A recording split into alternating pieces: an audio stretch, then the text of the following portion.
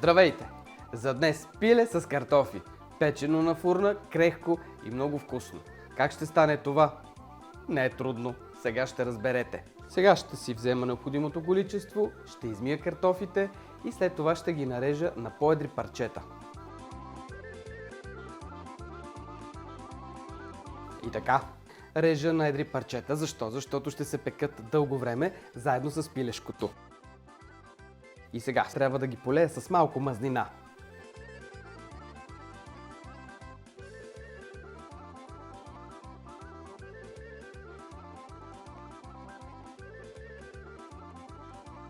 Пилето можете да го нарежете на 4 и така да го сложите.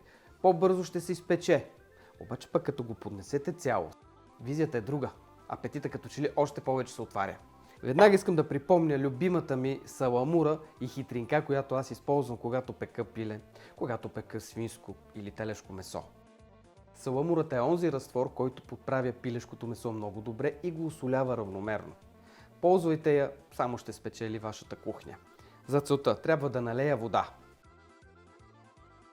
Към 400 мл вода за едно пиле от килограм и половина до 2 трябва да се сложи дафинов лист, черен пипер на зърна и сол. Но освен солта има и още една тънкост – захарта. 1,5 чайни лъжички сол или 10 грама. И точно толкова е количеството на захарта. Всичко това обърква много добре, докато се разтвори солта. Принципно можете да загреете малко водичка, за да може по-бързо да се разтвори солта и захарта. Обаче трябва да сте сигурни, че след това водата е студена, когато накиснете пилешкото месо. Пилето, следователно, след като го поставя тук в саламурата, го обръщам 1-2 пъти и го изчаквам. Най-добре е една вечер.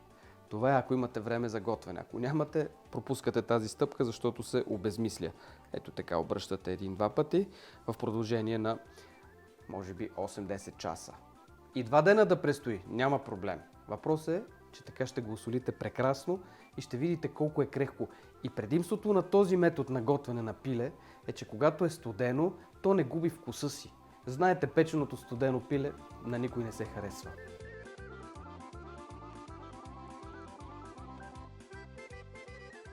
След като пилето е престояло една вечер, трябва да се извади, да се подсуши и да се подправи.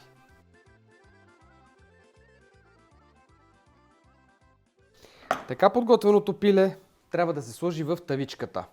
Ако не използвате саламура, тогава осолявате добре пилето и пак е препоръчително да го оставите поне за 30 минути, за да може месото, кожата да поемат солта и да се осоли по-добре, защото осоляването е онова, което е важно за добрия вкус. Пилето в началото го пека от към гръбчето. Защо? Защото от гръбче никой не се вълнува, но от гърдите, за печените гърди, всеки. За целта, след около 30 минути, пилето го обръщам и продължавам да пека, докато станат златисти. Фурната е загрята до 180 градуса, винаги първо трябва да я стоплим и едва тогава да пъхнем ястието. Никаква вода, никакъв швепс, само пиле и картофи. Защо? Ако сложим водичка, тогава вече започва задушаване, а ние искаме печено пиле. А печеното пиле при печене отделя бульон, който облива и картофките, макар и малко, и изпича пилето. Това е. Към фурната!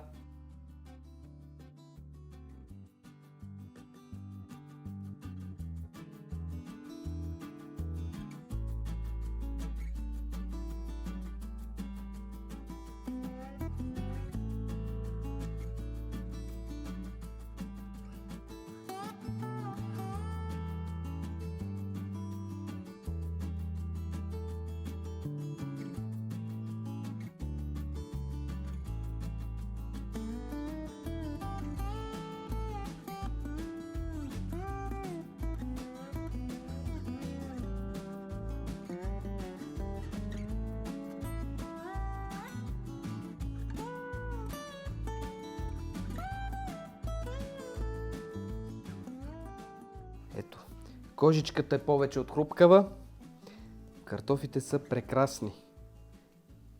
Няма да се разварят, няма да се препекат. Това е важно, когато използваме правилния сорт. Горещо е, трябва да се чака. Но това не е проблем. Скъпи приятели, В YouTube канала Кухнята на Звезда споделих още една национално значима българска рецепта. Една от най-обичаните, около която се събираме винаги и всеки дърба, краче, кълка.